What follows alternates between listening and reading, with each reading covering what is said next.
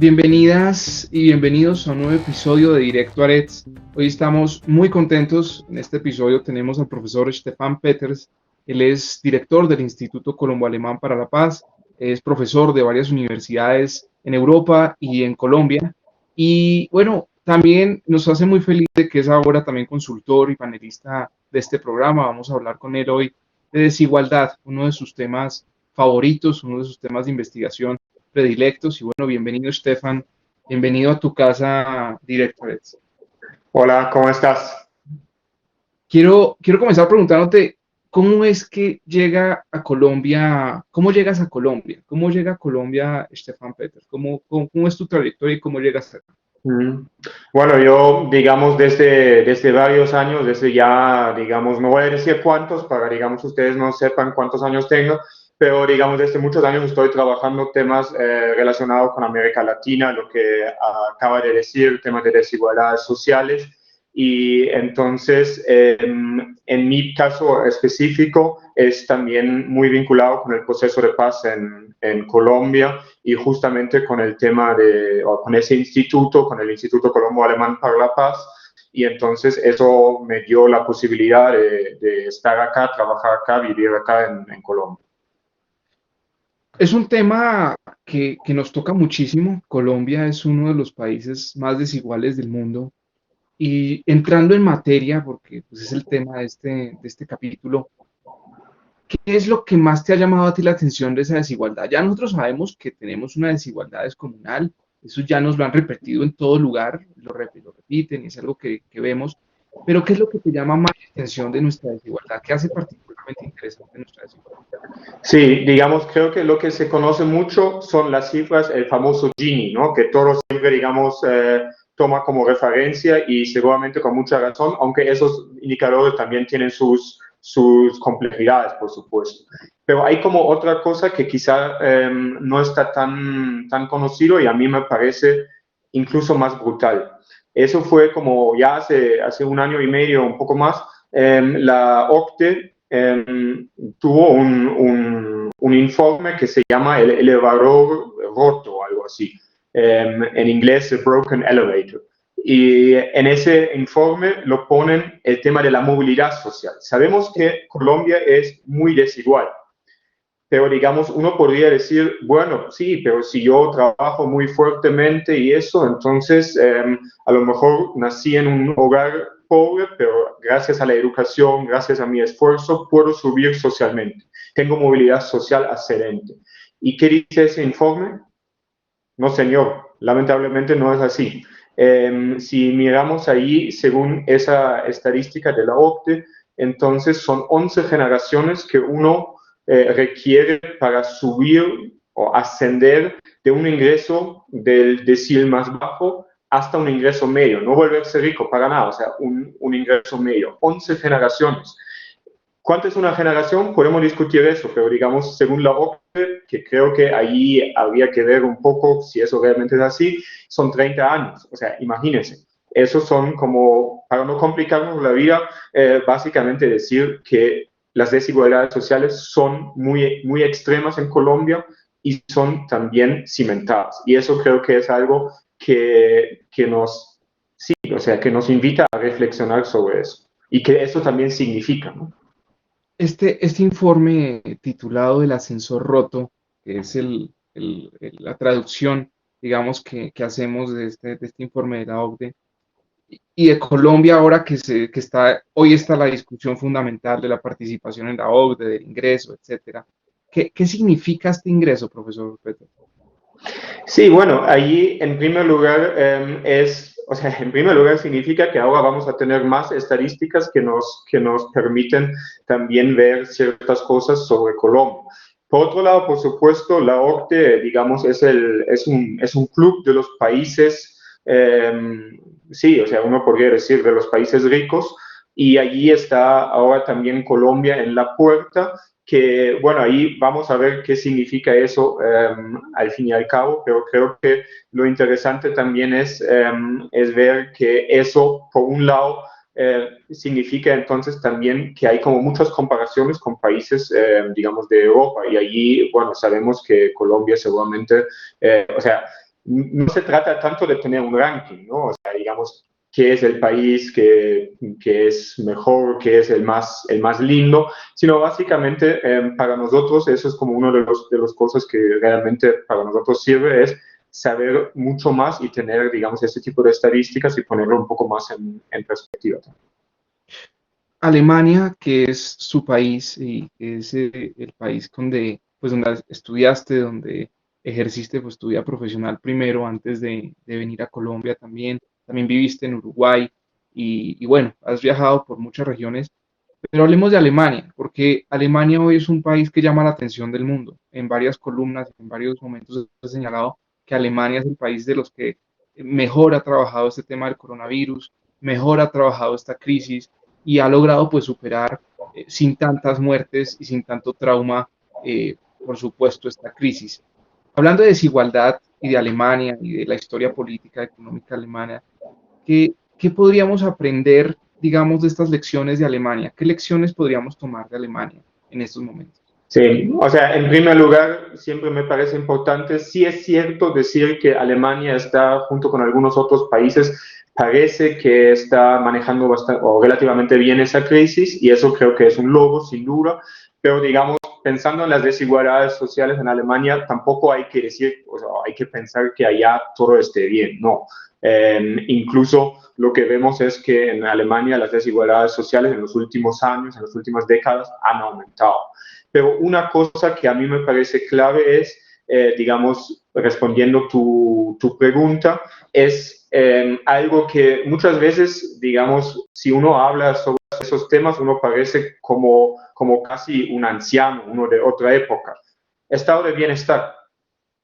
Estado de bienestar significa, y creo que en ese momento, en la crisis del coronavirus, vemos que no hay cosa más moderna que un estado de bienestar, que derechos sociales para todas y todos en la población, porque eso permite, por ejemplo, tener un buen acceso de calidad a una salud generalmente pública, significa también seguridad social, seguro de desempleo, o sea, todas esas cosas creo que vemos. Además, hay que decir también que en Alemania hicieron como paquetes extraordinarios para, digamos, amortiguar esos problemas sociales que también hay en Alemania por causa de la crisis, se están aumentando también allá. Pero eso creo que son temas que tenemos que ver, que esa crisis sí es una crisis de salud, sin duda, una crisis humanitaria, pero también es algo que tiene mucho que ver con desigualdades sociales y con la situación, cómo los estados, cómo la política afronta esas desigualdades sociales y cómo atiende también a las personas más necesitadas. Hay un punto que me parece muy interesante y es la relación entre la industria, entre los industriales y por supuesto la banca y por supuesto, digamos, los ricos de Alemania y el Estado alemán.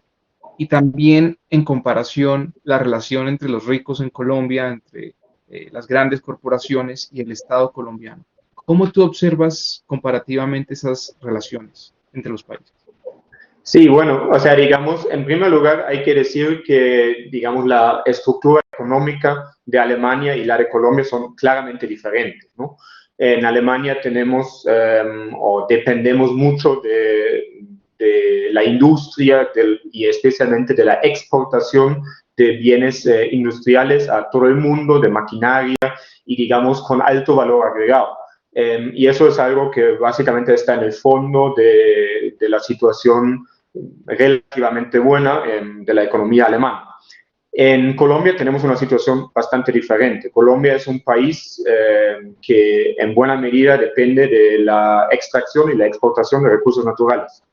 Y esos recursos naturales, y eso no es algo que, digamos, no es de ayer o anteayer, eso tiene como una historia, como ustedes saben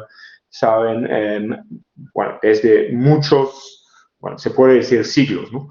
Y entonces, ¿qué hace eso? Eso hace que, en primer lugar, hay como otra forma de la inserción al mercado global, a la economía global. Y en ese momento, por ejemplo, vemos también, o sea, en primer lugar, todo el mundo está en crisis. Pero con las noticias, por ejemplo, sobre los precios del petróleo en el mercado global, que se ha bajado nuevamente muy fuertemente, ahora parece que está aumentando un poco, pero lo que sabemos es que durante toda esa crisis va a estar en el piso. Eso, por supuesto, hace que es como muy débil en la base económica. Y lo mismo, o sea, no es solamente el petróleo, también son otras formas, digamos, de otros recursos naturales. Eso creo que hay que mencionar en primer lugar. Y entonces la base, digamos, económica es en ese sentido mucho más débil, mucho más propenso a caer en una crisis. Quiere decir, por supuesto, en el análisis que hace, por supuesto, habla de dos historias económicas diferentes.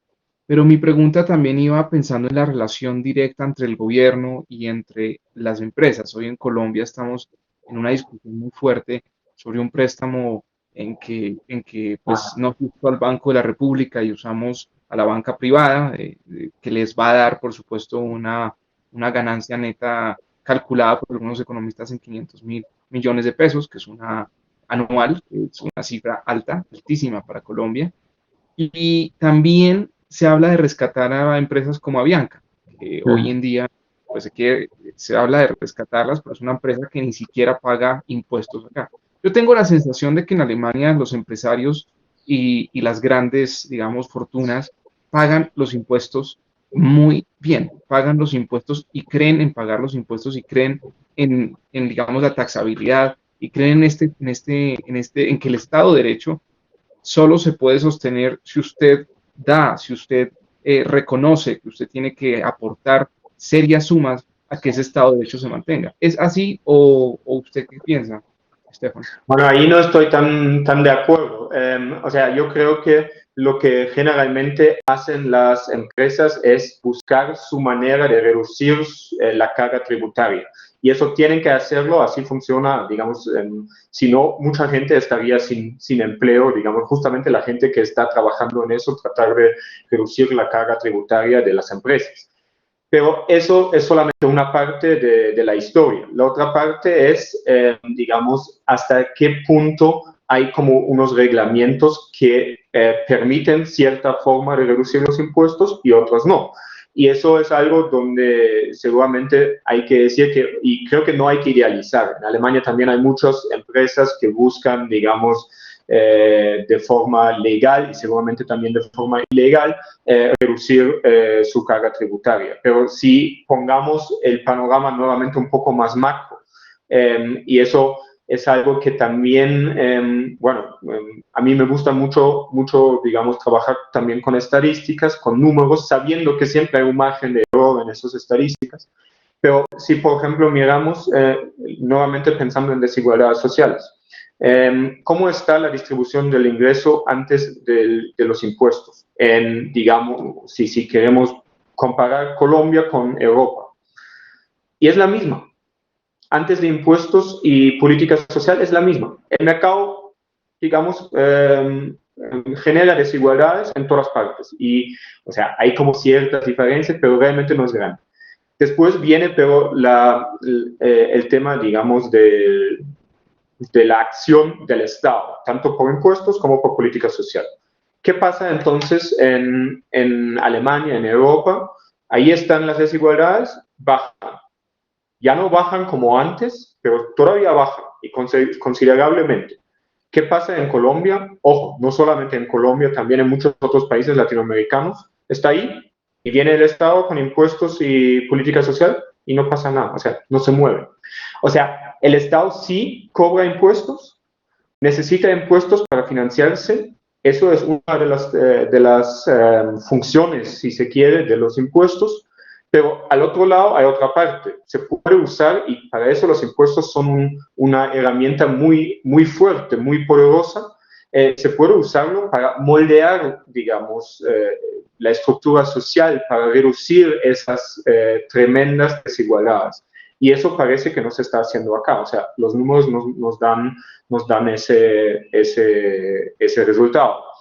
quizá también pensando en lo que también mencionaste con el tema de las ayudas del Estado para ciertas empresas. Eso también vemos en Alemania en ese momento, vemos en otros países europeos, vemos creo que en todo el mundo. Y, por ejemplo, si usted, o sea, como mencionaste a Bianca, en Alemania también se está hablando sobre, digamos, la aerolínea Lufthansa y también con ayudas del Estado. Y, sin embargo, también hay como ciertas preguntas que uno podría plantearse ahí.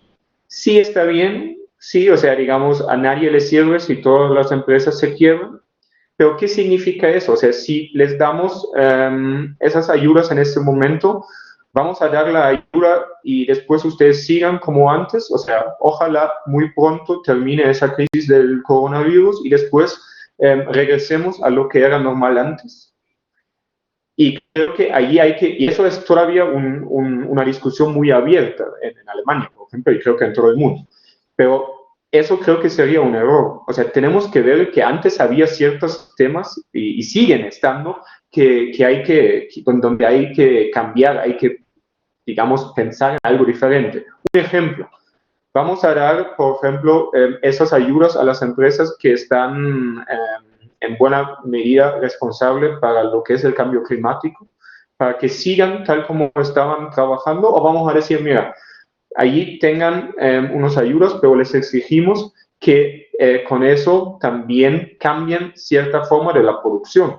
O otro tema es participación, digamos, social y todo eso. O sea, hay como muchas cosas en las cuales podríamos pensar, o sea, diciendo sí, damos la mano a las empresas, pero o sea, damos la mano a las empresas, pero también damos la mano a los otros, ¿no? Damos la mano a los trabajadores que ahora están sin empleo, damos la mano a la gente que no tiene para pagar su arriendo, etcétera, etcétera. O sea, no puede ser que es solamente dando la mano a una parte, sino, digamos, hay que ver que estamos en una crisis donde muchos necesitan esa mano y donde también tenemos que ver quiénes son los que pueden dar. Y esos son seguramente los, digamos, los más poderosos o con los hombros más, no sé si eso se dice en español, los hombros más fuertes, o sea, los que realmente tienen, no es que todo el mundo está en eso de la misma forma.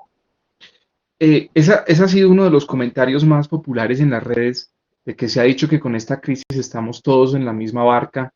La diferencia es que unos están en un yate, otros están en una lancha grande y otros están con un flotador viendo a ver si logran sobrevivir.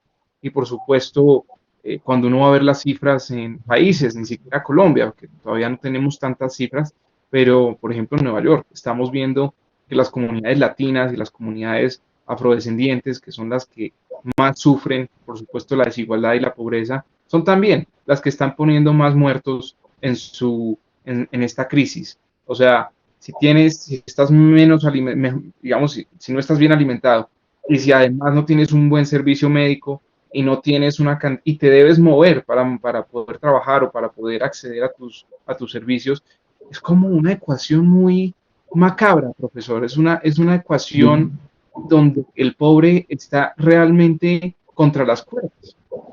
Sí, o sea, esa expresión que todos estamos en el mismo barco, sí, uno podría decir que sí, o sea, el virus nos amenaza hasta cierto punto a todo el mundo. Y también nos damos cuenta que hay muchos, digamos, de los famosos que también, digamos, sufren por ese virus, sin duda. Sin embargo, estoy totalmente de acuerdo con lo que acaba de decir, es que no hay que olvidar que, digamos, la salud no es socialmente neutro. La gente no entra, o sea, ese virus no ataca a todo el mundo en las mismas condiciones. Algunos tienen, por ejemplo, en primer lugar, el tema del acceso a la salud. ¿A qué tipo de salud?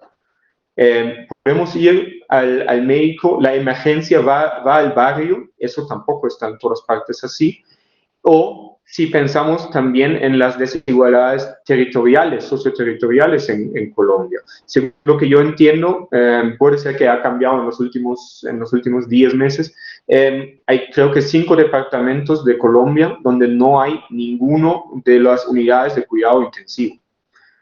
O sea, eso, como nos podemos imaginar, son justamente esos departamentos que están más alejados, como, bueno, hacia el suroriente del país.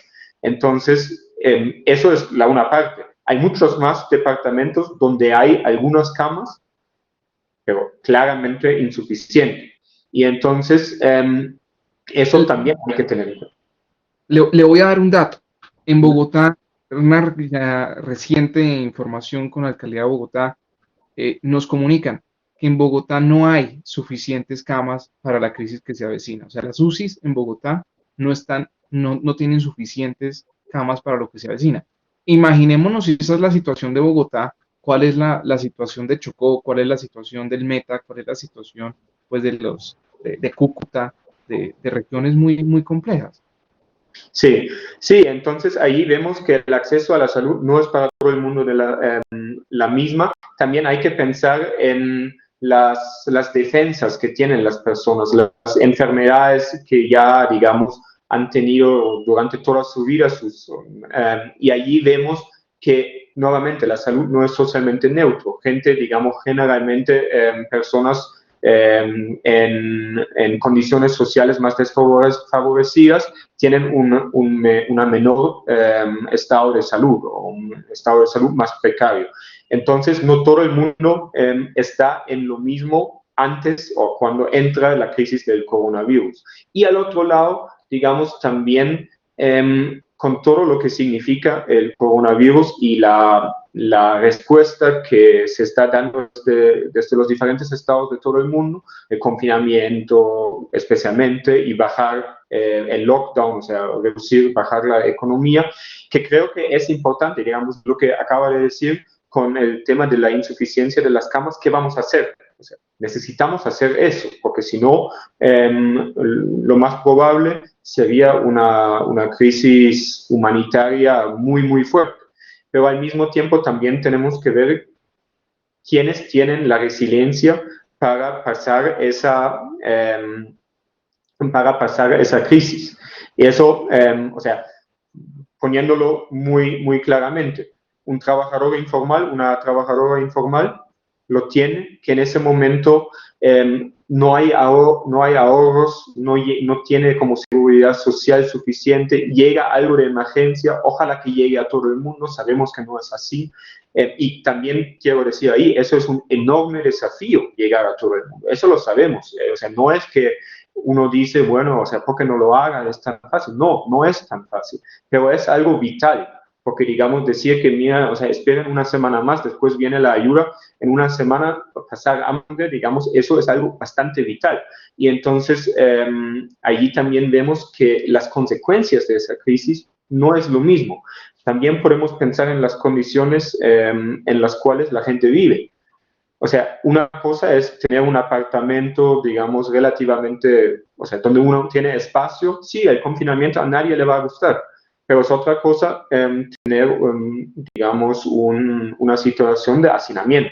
Entonces, ahí creo que también tenemos que ver, o lo que vemos es que de alguna manera el tema de las desigualdades sociales entra en todos los aspectos. Y es un tema, por eso diría que es uno de los temas, si no es el tema más central, el eje central, digamos, no solamente en esa crisis, sino en términos generales. Y va a ser un tema, y es un tema fundamental de nuestra colaboración y de tu participación, por supuesto, en este programa, que no es solo hoy es también para mostrar y también mostrarle a nuestra audiencia quién eres y por qué estás acá invitado, por supuesto, a aportar desde la academia, desde la investigación, desde la seriedad, para aportar a un periodismo mucho más reflexivo, mucho más crítico y mucho más pensado. Volviendo al tema, que es por supuesto la desigualdad y este ascensor roto en el que se habla de las 15, 20 generaciones para que una persona pueda ascender, digamos, socialmente o por derechos. ¿Qué no estamos haciendo o qué estamos haciendo muy mal en Colombia? Concretamente, tratemos de ser concretos. Yo sé que, por supuesto, que estabas acostumbrado a los foros y a los foros académicos, pero tratamos de que acá la gente del común, la gente más sencilla, pueda entender estos conocimientos y estas reflexiones. ¿Qué es lo que estamos haciendo muy mal en Colombia frente a la desigualdad? Sí, o sea, en primer lugar son 11 generaciones, por suerte no son 15, 20, pero digamos, creo que ya con 11 es mucho, es demasiado. En segundo lugar, sé que uno siempre quiere escuchar la solución mágica y generalmente no es tan fácil, eso creo que también hay que decir, es una situación compleja, si uno hace eso, entonces en otra parte, digamos, también cambia la situación, entonces hay que mirarlo bien. Pero, digamos, eso no digo para tratar de evitar una respuesta. Voy a poner dos puntos. Un punto, ya hemos hablado de impuestos. O sea, ahí creo que hay mucha posibilidad para reducir esas desigualdades sociales. Quizás es la herramienta más fuerte.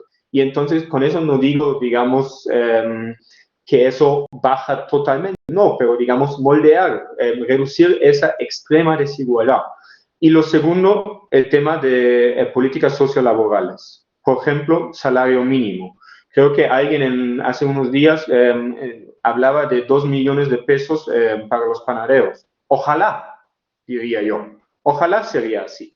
Pensar en aumentar salarios mínimos, con todos los problemas, o sea, digamos, el punto que siempre se dice, y no es totalmente falso, que, digamos, ahí hay como una presión inflacionaria. Por eso digo, no hay soluciones mágicas. Hay que ver un poco cómo moldearlo, pero lo que vemos es que hay como un trabajo muy, muy, digamos, precario que nosotros, digamos, nos damos, para decirlo de alguna manera, el lujo de no pagar bien a mucha gente, y eso creo que también es un problema. ¿Por qué es un problema? Porque, digamos, eso significa que esas personas y sus familias se quedan hasta cierto punto encerrados o no sé si eso se dice, pero en la pobreza. Es muy difícil salir de eso.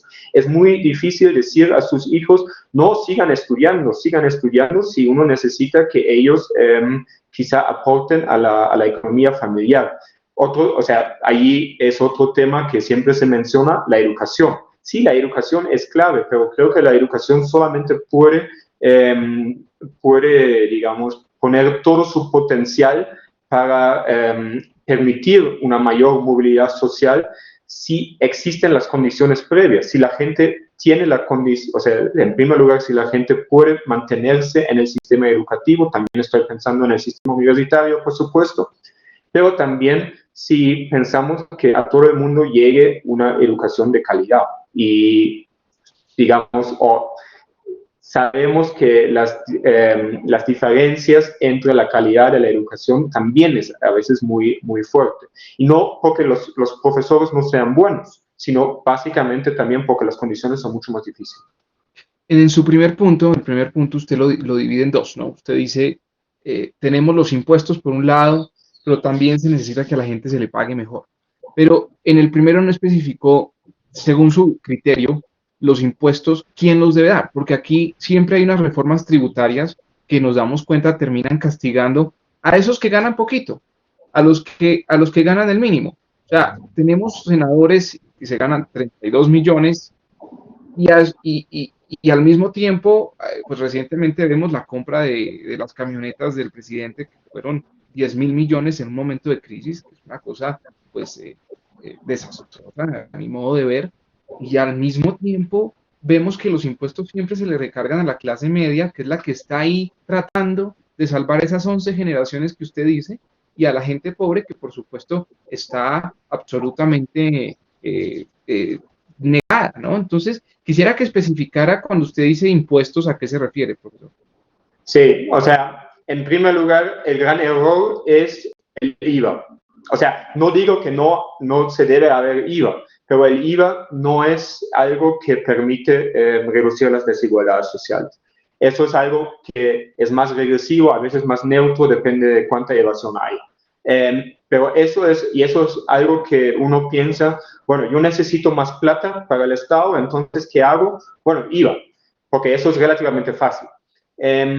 Lo otro es, entonces, pero para no decir que no hay que hacer, sino que hay que hacer, es básicamente los altos ingresos y también las empresas. Y entonces, yo no sé, o sea, sí, los temas, digamos, de los cargos de políticos y todo eso, sí son temas, pero no sé si eso es realmente el primer punto, porque lo que sabemos es que en Colombia, o sea, Colombia no es un país pobre. Eso creo que siempre hay que decir, hay que repetir. Colombia no es un país pobre, Colombia es un país con mucha pobreza. Y eso es porque es muy desigual. Y sabemos que hay como en Colombia una buena parte de la, bueno no, no es tan grande, pero hay una buena parte de la población que tiene bastantes recursos, ingresos, pero también otros, y ahí hay que apuntar. Cuando uno piensa de nuevo en Alemania, que es un país que yo conozco relativamente bien, y usted pues por supuesto es alemán, lo conoce muy bien, uno piensa en la reconstrucción después de la posguerra, ¿no? Después de la guerra, o sea, lo que se llamó la posguerra y lo que algunos economistas llamaron el milagro alemán. Eh, ¿Qué es ese milagro de alguna manera económico en donde uno lee las crónicas y lo que estaba viviendo justo al finalizar la guerra hace 70 años Alemania? Pues era una pobreza muy grande, era un desastre social gigantesco, una sociedad que se estaba construyendo y que 50 años después, 40 años después, pues tiene uno de los índices de mejor educación del mundo, mejor salud del mundo y pues por supuesto una reducción gigantesca de la pobreza. Eh, yo creo que sin idealizar, y yo sé que para usted también es difícil hablar en esos términos de su país porque es un tipo, usted es un hombre crítico, pero sin idealizar también qué tareas se hicieron esas décadas, qué tareas se Mm. hicieron en esas décadas. Eso fue, es Yeah. algo que nos asombra y que de verdad pienso que deberíamos estudiar. Sí, y creo que quiero hacer énfasis en tres puntos, por supuesto hay más. En primer lugar, después de la Segunda Guerra Mundial hubo ese famoso Plan Marshall. O sea, básicamente desde, por lo menos para lo que era Alemania occidental, ¿no? Y entonces, en primer lugar, fue como apoyo internacional. Y eso, imagínense, apoyo internacional después en una situación en la cual Alemania acaba de hacer todas esas atrocidades. Eso en primer lugar, eso creo que es importante mencionarlo. En segundo lugar, algo que en Alemania generalmente no se habla demasiado, el apoyo ya un poco más tarde, digamos en los 60, el apoyo de muchos migrantes de Turquía, de Italia, de la ex Yugoslavia, de España y bueno, norte de África, que estaban trabajando en la industria en el momento cuando estaba empezando ese milagro económico y había escasez de mano de obra. Y entonces eso también creo que es importante y eso, repito, en Alemania muchas veces no se quiere o no se habla mucho de eso, pero creo que es central. Y otro punto también, eso es algo que tampoco se habla, ahora en la crisis de corona nuevamente se habla de eso, hubo un mecanismo que no sé muy bien cómo llamarlo en español, en alemán es Lastenausgleich, que básicamente era que los que tenían más, tanto de, o sea, más ingreso, más fortuna, tenían que dar parte de eso, no de un día al otro, sino por varios años, y dar eso, digamos, para que los que estaban en la pobreza, los que llegaron, digamos, a otros lugares después de la guerra, entonces para que ellos tengan mejores condiciones. O sea, allí la solidaridad internacional, el apoyo de migrantes y una solidaridad interna, pero digamos, no una solidaridad de caridad, diciendo, no, por favor, ustedes donen algo, sino básicamente diciendo, ustedes tienen que hacerlo. Esa solidaridad y ese punto me interesa mucho, porque creo que el coronavirus pues, nos ha puesto a todos a pensar en clave de solidaridad, en clave de sociedad, en clave de colectividad. Esa solidaridad que usted dice no es una solidaridad de caridad, no es yo voy y doy un mercado para ayudar a alguien, sino yo entiendo que siempre, con crisis o sin crisis de mis impuestos y de mi dinero, si yo logro pues recibir muchos recursos de la sociedad misma, debo aportar seriamente a que esa sociedad pues se va a beneficiar. Es algo así como, ¿cómo es esa? Elaboremos un poco más de eso. Sí, eso, sí, o sea, en esa situación yo creo que dar un mercado es bueno y hay que hacerlo, porque digamos, todo eso no se va a construir de un día o de la noche a la mañana y en ese momento hay una emergencia y si uno puede, digamos, aportar, amortiguar esa situación, seguramente es algo bueno y es muy necesario, digamos, eso todos lo sabemos si miramos hacia afuera, si caminamos lo poco que se puede al supermercado, eso, vemos que hay mucha necesidad. Pero lo otro es, digamos, institucionalizarlo, no dejarlo digamos, a la idea, bueno, hoy me levanto con buen humor, entonces dono algo, sino institucionalizarlo en un estado de bienestar. Y allí eso, nuevamente, yo creo que es una idea que sí es vieja, pero que hoy en día nos damos cuenta que es quizá lo más moderno que nos podemos imaginar. ¿Por qué? Porque, digamos, eso da un lugar, en primer lugar, dar, a mi juicio, mayor condiciones de vida, o no condiciones de vida también, pero calidad de vida, perdón, a todo el mundo. O sea, tiene que ver con poder, o sea, el tema del espacio público. El espacio público que, digamos, y la confianza también quizás se puede crear a través de la cohesión social, se puede crear a través del estado de bienestar. También permite que, por ejemplo, yo me crié en la educación pública toda mi vida. Y eso no es que, wow, no, todo el mundo bueno, no todo el mundo, pero la gran mayoría lo está haciendo en Alemania. Y yo estoy convencido que una buena educación pública donde, para decirlo, digamos, en términos muy, no sé, o sea, muy exagerados, el hijo del médico, del abogado o incluso del congresista estudie con la hija del albañil. Eso creo que también es importante para una sociedad, digamos, para ver que hay diferentes formas de vida, hay diferentes condiciones de vida y, digamos, esos espacios de socialización creo que también son muy importantes. Lo mismo, bueno, pienso que una salud pública, eso también vemos que eso tiene como algo, o sea, una salud pública siempre hay que insistir de calidad. Eso también vemos que en situaciones como el coronavirus, que tanto realmente eso pueda aportar a la calidad de vida de mí mismo, pero también de muchas otras personas y de esa manera, digamos, a toda la sociedad. Resumiendo, usted dice, una salud pública de calidad ataca la desigualdad. Una educación pública de calidad ataca la desigualdad de muchos factores, no solamente en que el hijo del empresario y el hijo del albañil puedan estudiar juntos, sino además de que la educación quizás es el motor más serio de desarrollo. Y tres, una solidaridad, un sistema tributario pensado en una solidaridad colectiva, no en una caridad, no en que el rico tiene que darle al pobre por caridad, sino por el desarrollo integral de la sociedad que los dos comparten. ¿Estamos de acuerdo, profesor?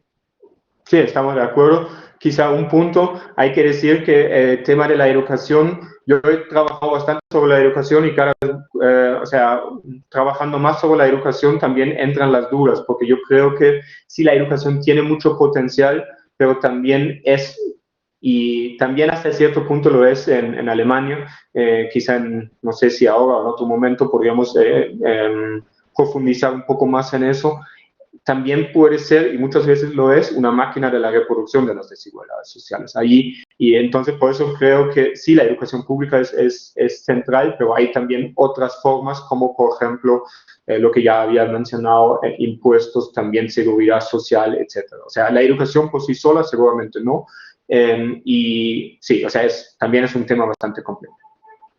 Profesor Peters, Stefan, acá pues muchas gracias por compartir con nosotros hoy. Por supuesto que tendremos muchas ocasiones de seguir hablando en nuestras siguientes pues entrevistas y discusiones. Vamos a estar invitando intelectuales, personas, escritores, escritoras, académicos, políticos, a compartir por supuesto estos temas que nos interesan, los derechos humanos, la desigualdad, la política y siempre pensándolo en clave de cómo podemos mejorar y cómo podemos construir una mejor sociedad y por supuesto un mejor ecosistema para todos. Buenísimo, muchísimas gracias. Bueno, nos estaremos viendo y gracias por esta participación. Bueno, gracias a ti, a ustedes y bueno, que estén muy bien. Gracias a todas y a todos por estar conectados con Directo Arets. Nos vemos en un próximo capítulo, hoy con nuestro nuevo panelista y un gran personaje que es Stefan Peters. Y por supuesto, sigan conectados. Un abrazo.